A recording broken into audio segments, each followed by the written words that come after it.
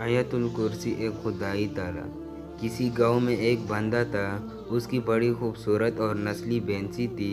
अक्सर रात को एक चोर उसकी हवेली में भैंसियाँ चोरी करने की नीयत से आता, लेकिन वहाँ पर कुछ ना देख पाता।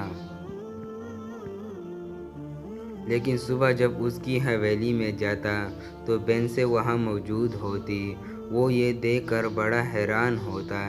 एक दिन उस चोर ने भैंसों के मालिक से हैरान होकर पूछा, तुम्हारी भैंसें बिल्कुल महफूज है, चोरी नहीं होती।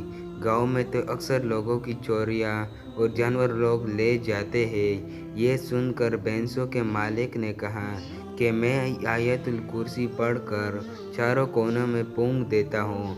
इस तरह अगर अपने माल व असबाब पर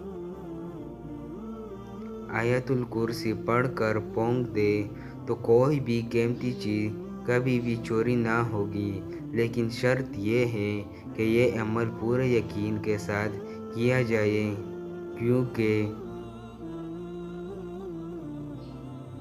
क्योंकि अमल यकीन के साथ हो तो असर ज़रूर करता है। अगर आपको वीडियो अच्छी लगी होगी तो चैनल को सब्सक्राइब और वीडियो को लाइक ज़रूर करें। खुदा हाफ़िज़, वस्सलाम।